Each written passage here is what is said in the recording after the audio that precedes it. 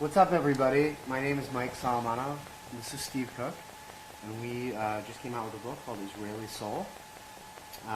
We've got a restaurant in Philly, a couple of restaurants in Philly. One is called Zahav, but we wanted to make an Israeli cookbook that captured the magic of eating in Israel, but super simple so you could make it in your tiny little ill-equipped apartment. Steve has a gaggle of children and developed a recipe for 5-minute hummus.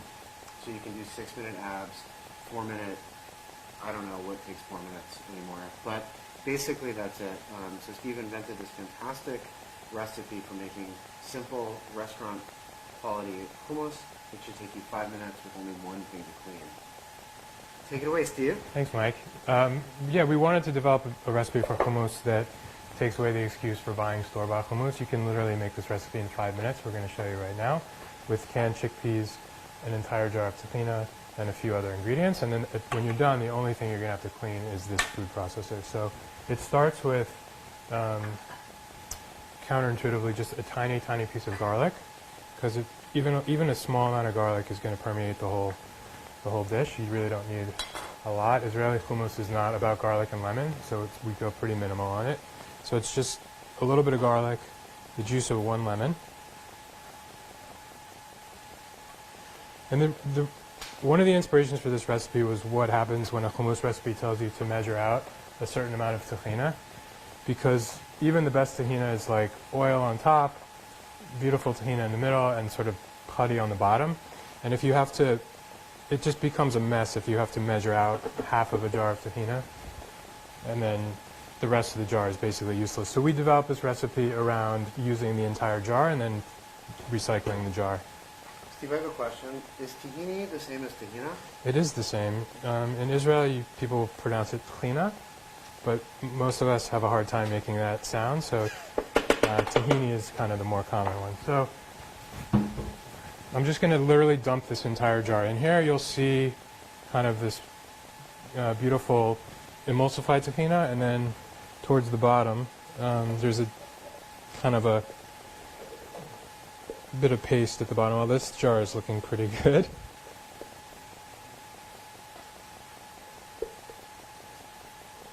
What's your favorite brand of tahina? We really like to use Sum Tahini, which is a company that's actually owned by 3 sisters from Philadelphia. And the tahini is processed in Israel from seeds grown in Ethiopia, which for some reason produces the best sesame seeds in the world. All right, so now we've got that all in there, and we're just going to turn the food processor on.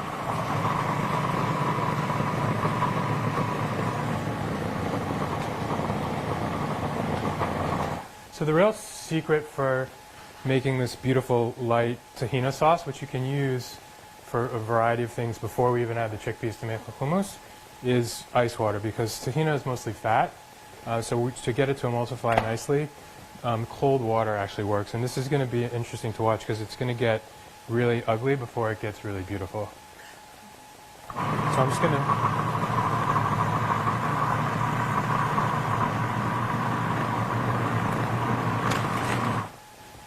Let me just see if we can...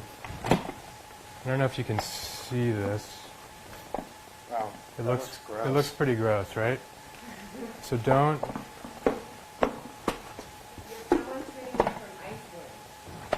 Hey, what's up, Iceland?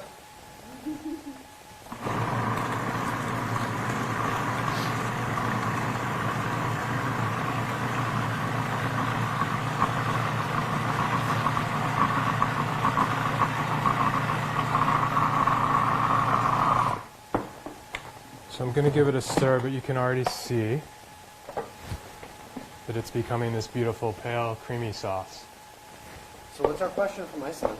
We have a question from Nicole. She wants to know what are some main spices used in Israeli food? That's a great question. Cumin is a big one as well. We like za'atar, which is a spice blend, and za'atar herb, which is close to marjoram, with sumac and sesame.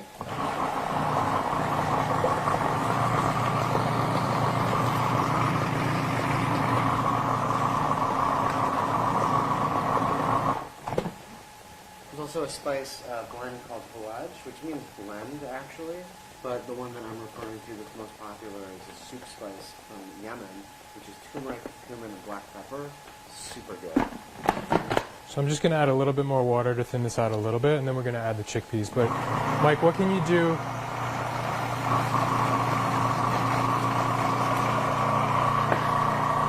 What can you do with this sauce before you make it into hummus? Well, that's a great question, Steve. And this is sort of the mother sauce for all of our meat and all of our fish. It's the sort of like creamy sauce with no dairy. And we try to not mix milk and meat at all. Look at that. It's amazing. It's like buttercream. So you can add pistachios to that, and put it on top of ground lamb, which is amazing. You can add some caramelized onions to it, or simply just dress like roasted vegetables, and it is like, with like fresh herbs. It's sort of like green goddessy, but with 0 dairy. It's amazing.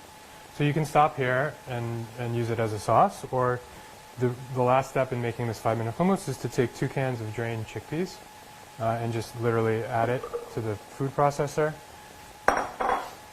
buzz it up, and you might need to add a little bit more ice water or a little bit more salt to get it to the consistency and the seasoning that you like. I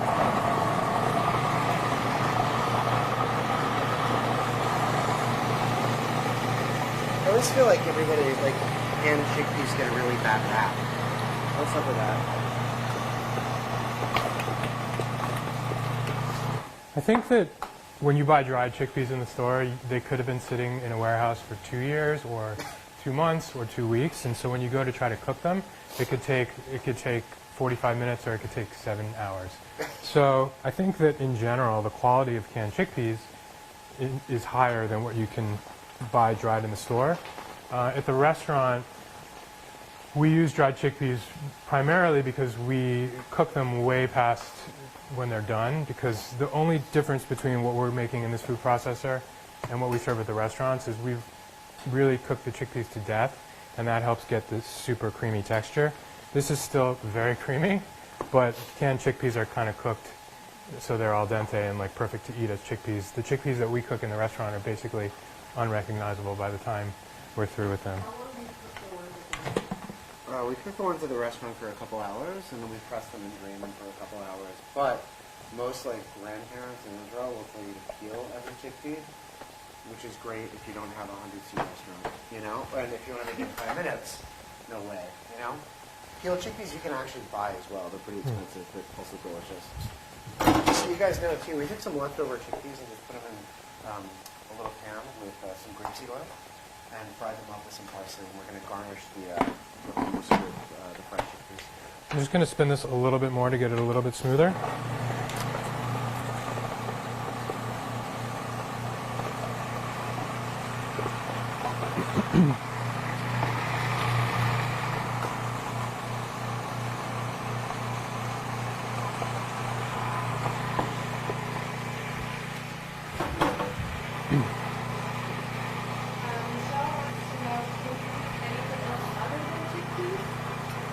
Well, the word hummus literally translates to chickpeas, so technically no, but I think any legume would be a good substitute and a good partner for tahini. What do you think, Mike?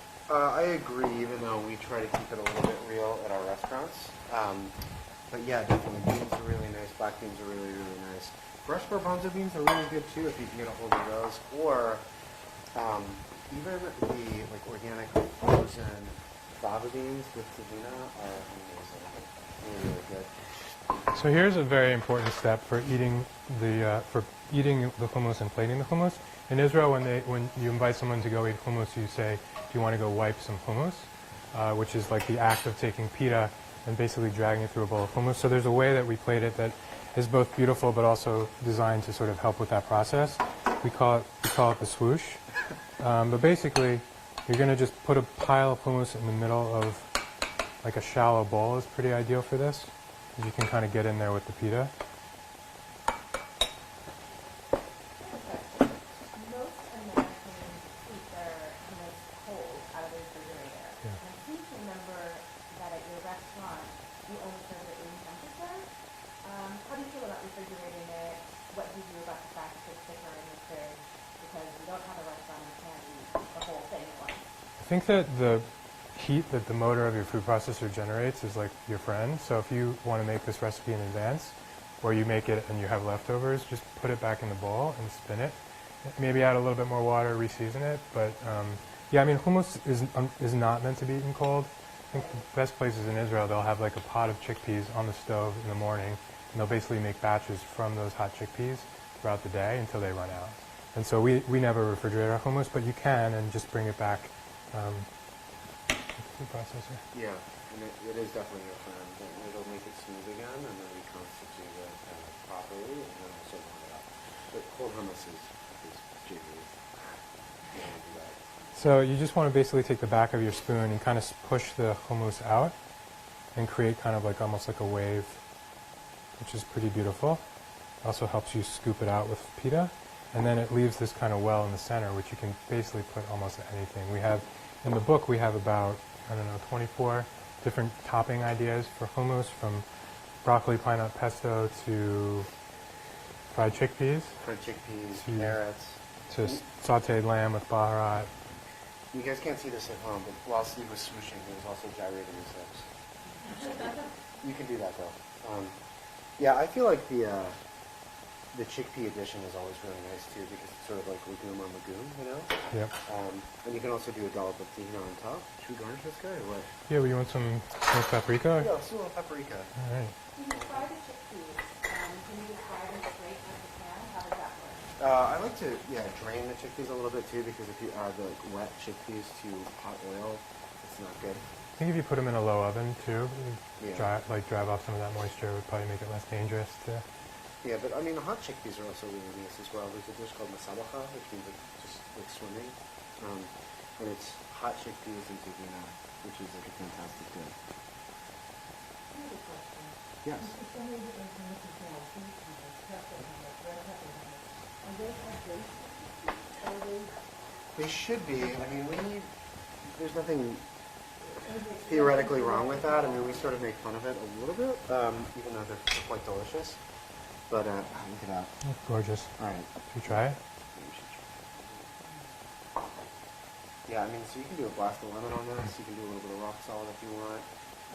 We could do more chopped parsley. We should leave that alone because that looks ridiculous. You can eat out of the bowl like we, All right. like we do. Okay.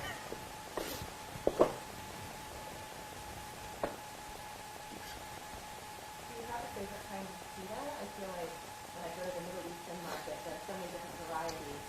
Yeah, the favorite kind of pita is the kind that we make out of a book, start to finish in 1 hour. And I feel like fresh pita is the key. I think we're just starting in the States to have access to really good pita. And for a long time, it was like this sort of like oily disc that was like in the back of the Middle Eastern supermarket for who knows how long.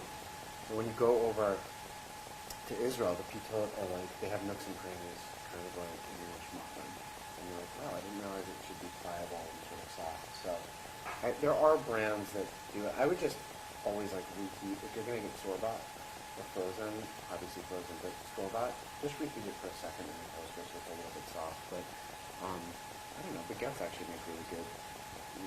You want it to be porous a little bit. So this idea that it should be like flat with no sort of pliability and with no sort of nooks to soak it up. It doesn't work. That's why you make pita sandwiches. So it's all the cream can all just melt to the bottom. Pita is a generic term for bread, though, right? It is. So Yeah, we're talking about the pita that everyone thinks here is coops, which is like this sort of like hollow flat, or not hollow flat, like pockety thin pita. But like laffa is really good, and that's similar to naan. That's an Iraqi pita that we brought to Israel in the early 50s. But there's an American one. Yeah, we also have another recipe for naan bread, which is made on the back of a wok, which is like super awesome. And then it's a really good bread. Yeah. So, should we just like dig in? Yeah. What do you think? Yeah, it tastes really Try it good. out. So we didn't add any additional salt to the Emulsifying in the recipe. So Yeah. I'm happy to say that the recipe works. You could always add a little bit more lemon juice if you like it a little bit more lemony, or a little bit more salt, or a little bit more Prefer the cumin. blast of lemon on top, because if you're going to stick this back in your fridge, you know, the additional garlic and lemon changes the flavor. You ever eat hummus that's been in your fridge for 3 days, and you're like, I can't get that like taste out of my mouth. It's like the garlic and the lemon that are like continuing to sort of grow. So we're just blasting them on top. But basically, this and a couple of utensils is your only cleanup after this is done, which is very, very helpful. Steve, can you do a swoosh with the labneh? Yeah, let's try that. Yeah. And where can you get this recipe? This recipe you can find in Israeli Soul in your cookbook. So we have some labneh here, which is a Middle Eastern strained yogurt, basically like a Greek-style yogurt that's been drained of extra moisture. It's super delicious, especially in Israel, which seems to have like the best dairy products. There's like, an Israeli supermarket has just like a whole wall of different yogurts and cheeses, and all labeled by like their fat content. Yeah, even like Utah full breakfasts, which are cheap, and usually there's like 4 different kinds of labneh, and they'll have like fat percentage. Julie wants to know, would you add roast peppers with the chickpeas or after? To make like I would put the peppers on top. I would garnish. Yeah, I would not puree them. Yeah. I mean, people do like colorful hummus, but I just want to use With the olive oil? Yeah, what kind of za'atar do you want to use? we use the Palestinian. Like Okay. it's grassy and delicious. Yeah, and this is like the best sort of breakfast ever. Yes, maybe some chopped tomatoes or cucumbers and.